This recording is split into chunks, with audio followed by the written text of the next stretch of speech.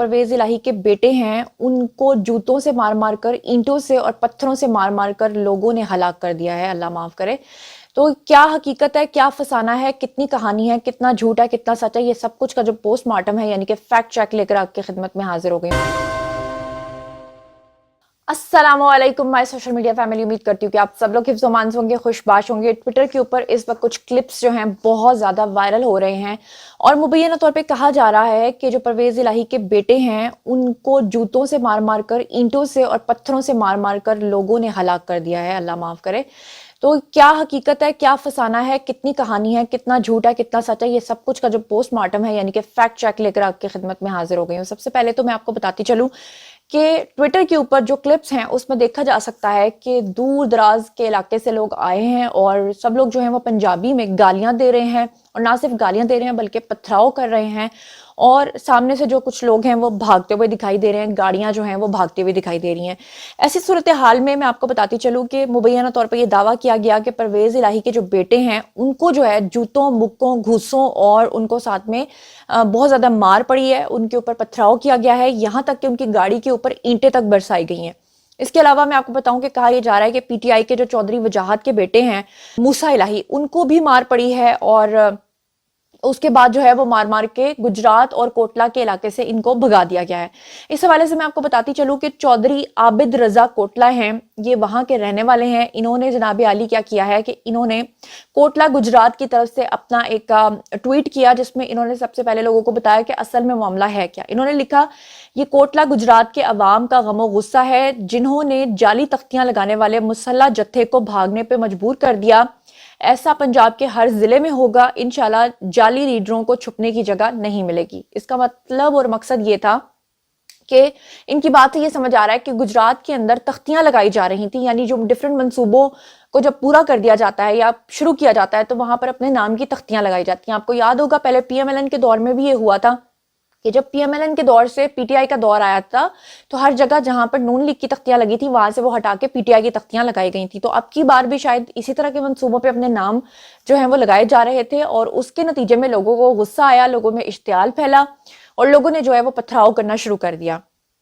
इसी सिलसिले में मैं आपको बताती चलूं कि एक और सारिफ थे, उन्होंने इनको दाद देते हुए लिखा कि गुजरात में शेर अभी भी जिंदा है, यानी कि पीएमएलएन का ये सपोर्टर था और इसने कहा कि बड़ी अच्छी बात है, ये जो चीज हुई है ऐसा होना चाहिए। लेकिन मैं इसको सख्ती से कंडेम इसलिए करती हूँ कि कोई किसी का सपोर्टर हो या ना हो, लेकिन इसका मतलब ये नहीं है कि अगर कोई किसी का सपोर्टर नहीं है और वो उस शहर में चला गया तो उसके ऊपर पथराव करना शुरू कर दो या उसको मारना शुरू कर दो। क्योंकि मैं आपको ये बता दूं कि आम आवाम जो है वो ये नहीं करते। ये जो मुसल्ला जत्थे आते हैं या जो मारने के लिए आते हैं, डंडा बरदार हो या पत्थर फेंकने वाले हों, ये जो भी होते हैं ये बाकायदा प्लानिंग के तहत वहां पर आते हैं।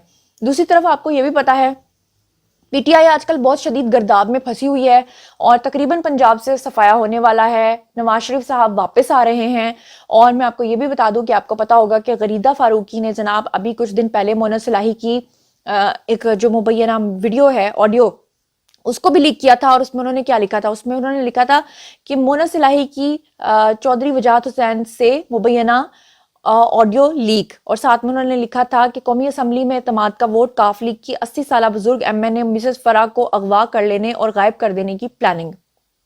असल में इस कॉल के अंदर था क्या, इस कॉल के अंदर ये बातें की जा रही थी कि मतलब हम जो हैं, मैं आपको बल्कि कॉल जो है ना पूरी पढ़ के सुनाती हूँ। सबसे पहले मैं आपको बताती हूँ कि शुरू कहाँ से होता है। मुबैना ऑडियो की लीक्स के अंदर जो है वो सबसे पहले चौधरी वजाहत जो है वो ये कहते हैं कि वोट काउंट होगा कि नहीं होगा। फिर उसके बाद में हुसैन इलाही कहते हैं कि जो वोट ऑफ कॉन्फिडेंस होगा इसमें हमारा वोट तो किसी तरफ से नहीं आएगा। फिर उसके बाद हुसैन इलाही कहते हैं कि उन्होंने बस 186 नंबर पूरे करने हैं। उसके बाद आगे से जवाब आता है नहीं 172 पूरे करने हैं, नेशनल असेंबली में पार्लिमानी पार्टी उनके पास है, अभी पार्लिमानी लीडर तो मोनस भाई हैं। फिर उसके बाद बात होती है तो उसमें मुबैना ऑडियो में हुसैन इलाही कहते हैं कि उनके पास 3 और हमारे पास 2 हैं।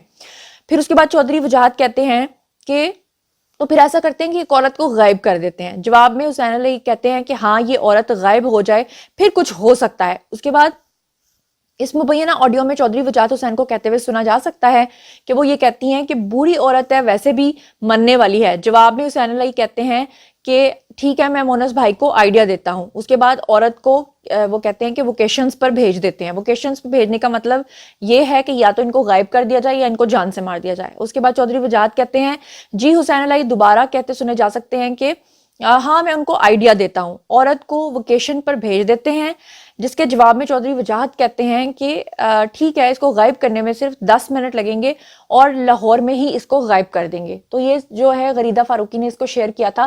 تو جیسے کہ آپ کو پتا ہے کہ آج کل آڈیوز اور ویڈیوز کے کالز کا اور سارا ڈیٹا جو ہے وہ لیک ہونے کا موسم شروع ہو چکا ہے. کس طرح سے ان لوگوں کو سامنے لایا جا رہا ہے, کس طرح سے یہ سب کچھ بے نقاب کیا جا رہا ہے, اور پنجاب کے اندر دوبارہ سے نون لیگ کی بڑھتی ہوئی مقبولیت اور کراچی میں جو ہے پیپلز پارٹی کا جیت جانا اس چیز کا اندیا بھی ہے.